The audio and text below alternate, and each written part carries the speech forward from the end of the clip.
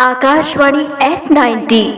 मैं श्रीमती सुशीला देवांगन बोरदादा रायगढ़ से सभी आकाशवाणी टीम को मेरा सादर अभिनंदन और नमस्कार। बीते समय से ही आकाशवाणी से हमारा अटूट रिश्ता रहा है, क्योंकि आकाशवाणी रेडियो सर्विस महत्वपूर्ण स्थान रखती थी और जो हमारे लिए संचार का प्रमुख साधन हुआ करती थी। आज भी हमारे शहरी, ग्रामीण और दूर दराज के अंचलों में जहाँ इंटरनेट की सुविधा उपलब्ध नहीं है, वहाँ आकाशवाणी का अपना अमूल्य स्थान है।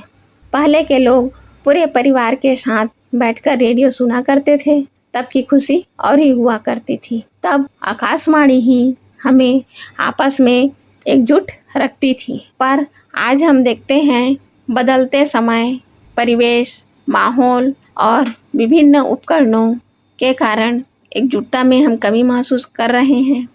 आकाशवाणी समाज के विभिन्न वर्ग, चाहे वो बुजुर्ग हों, माता बहनें हों, किसान हों, युवा हों, बच्चे हों, सभी के लिए विभिन्न कार्यक्रमों और प्रसारणों के माध्यम से अपनी बेहतर सेवाएं प्रदान कर रहे हैं।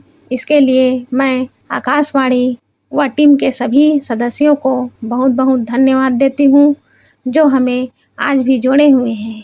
धन्यवाद।